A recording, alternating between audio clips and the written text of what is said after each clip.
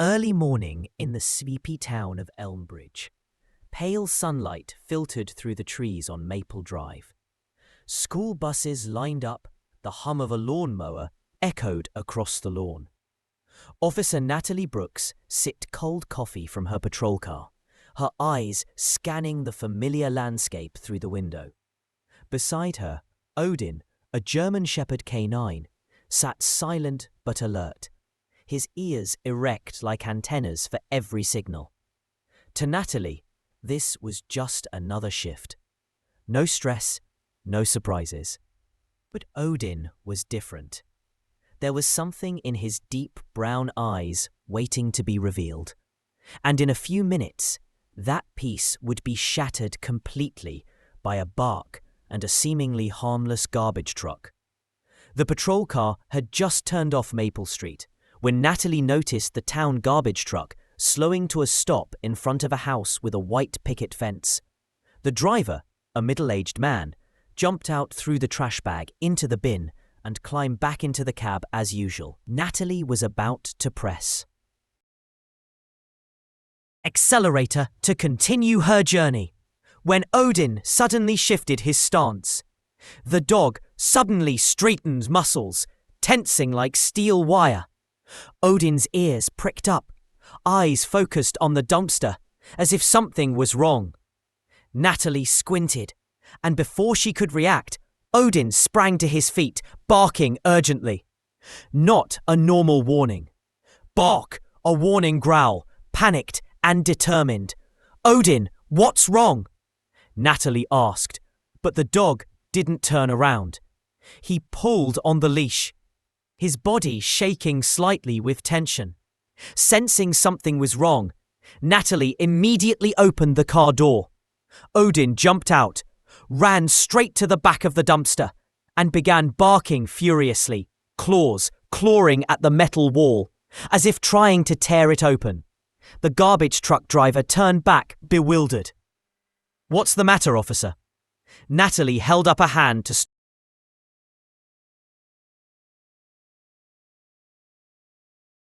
Something terrible was about to unfold. The driver cut the engine, and a silence fell over the neighborhood, as if someone had held their breath. Odin barked and growled and clawed at the back door of the garbage truck until his paws drew blood. Natalie hurried over, placing a reassuring hand on the dog's back, but she couldn't calm his agitation. "Open the back door. Hurry," she said, her voice as taut as a bow ring. The driver's hand shook as he turned the lock. When the door swung open, the smell of moldy trash, sour and chemical, made Natalie turn away.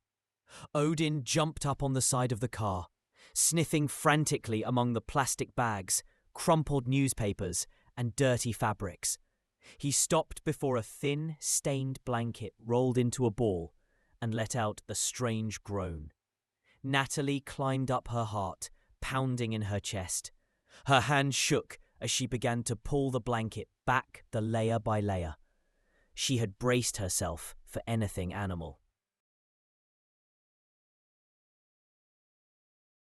But not this. Under the old blankets lay a baby girl, no more than a few months old. Her skin was pale, her lips dry and cracked, her body cold. Her eyes were half open, half lidded, hovering between life and death. Natalie was speechless. "Oh my God, it's a baby," she whispered. Odin stood still as if holding his breath, his dark eyes filled with an indescribable pain. Natalie picked up the baby, clutching it to her chest, as if protecting a fragile ray of hope. "She's alive," she shouted. "Call an ambulance now." The sound of an ambulance siren echoed in the distance, and in Natalie's arms, a tiny life was gasping for its last breaths of life. And it all started with the instinctive bark of a loyal canine dog. The ambulance siren echoed through the quiet neighborhood, tearing apart the space that was used to the sounds of children playing and the cawing of crows at the end of winter. Natalie jumped down from the garbage truck, holding the little girl wrapped in a dirty blanket, her breath coming out in hazy puffs of worry and cold. In her arms, the baby still did not cry, only trembled slightly, her cloudy eyes blinking weakly, as if they would stop blinking at any moment.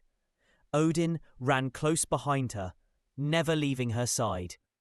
The people stood around silent, some covering their mouths at the sight of the child.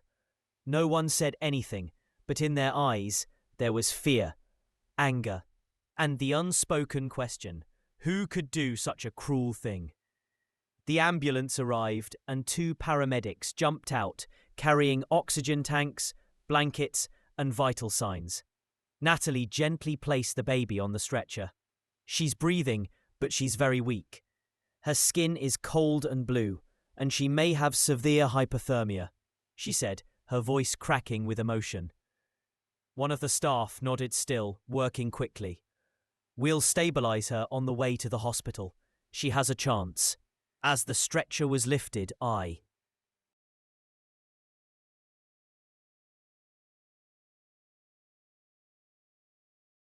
Odin lifted his front legs onto the bumper, whimpering softly as if he didn't want to let go of the girl. Natalie gently pulled him back. She'll be fine, thanks to you. The ambulance doors slammed shut and the vehicle sped away, leaving the crowd still in the middle of the street. An elderly woman sobbed, mumbling a prayer. A father hugged his son tighter.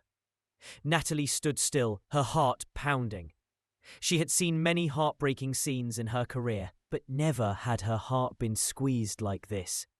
She bent down, placing her hand on Odin's head. You are a hero, she whispered.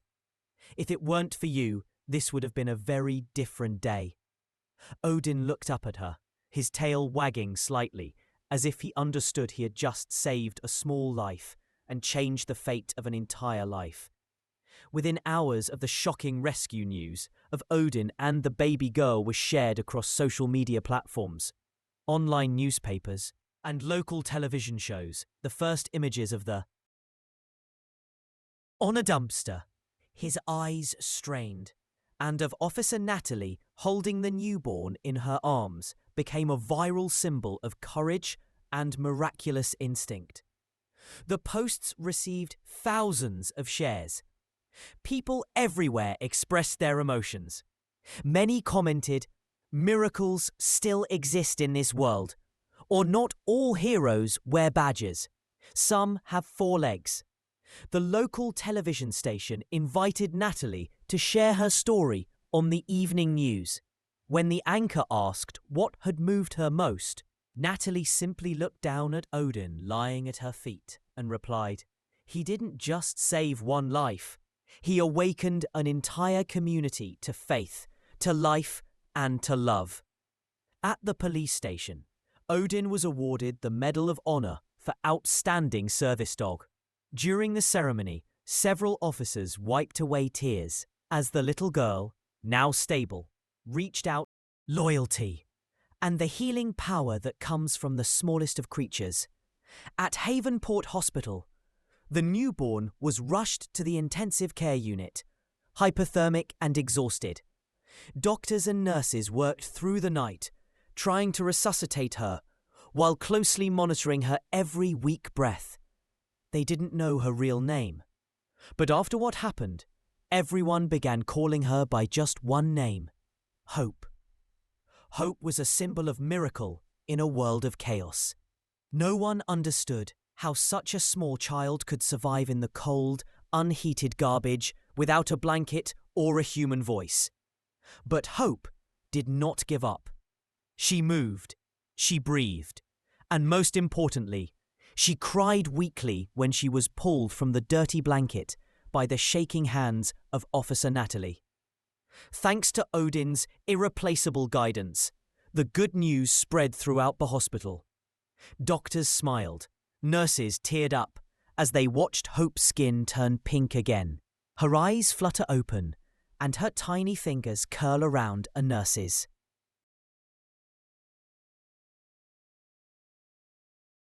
Natalie stood silently in front of the glass of the intensive care unit, her hand over her heart filled with gratitude. She turned to Odin, who was lying peacefully in the hospital hallway, watching Hope through the glass. Natalie knelt down and buried her face in his thick fur. "No one else could have done it, Odin," she whispered. "You brought light back from the darkest place."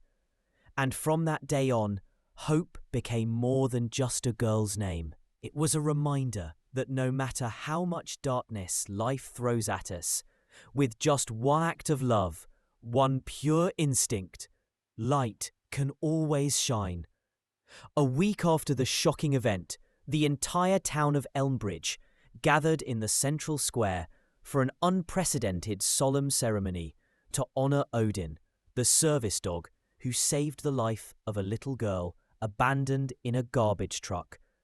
Under a clear blue sky, the national flag fluttered, and the seats were packed with people.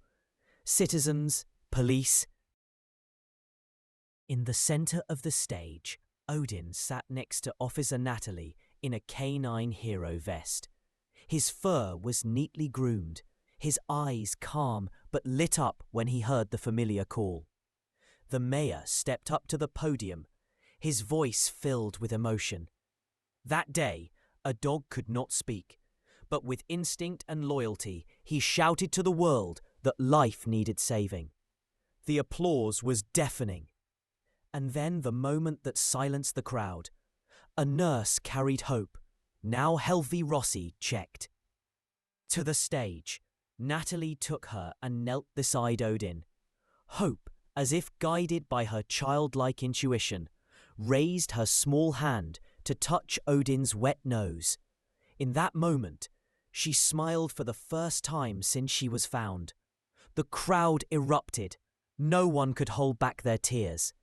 Natalie placed her hand on Odin's back, looking proudly at her loyal friend. To her, he was more than just a comrade. He was a living symbol, a testament to the fact that sometimes a small life can be saved simply by the heart of a... The story of Odin and Little Hope is not only an extraordinary act of life-saving by a service dog, but also a poignant reminder of the power of loyalty, love, and hope, even in the darkest of circumstances. In a world filled with chaos, sometimes it is the seemingly silent creatures who hear best. Odin did not miss what everyone else might have missed: a faint heartbeat in a lifeless garbage truck.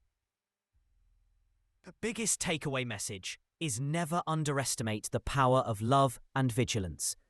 A small act, a careful listen, or a little sensitivity at the right time can save a life. The story also emphasizes the importance of never losing hope. Little Hope was found with virtually no chance of survival, but it was Odin's courageous actions that rewrote her fate and inspired an entire community. The lesson for all of us: care, pay attention, and believe that kindness, whether from humans or animals, can change the world.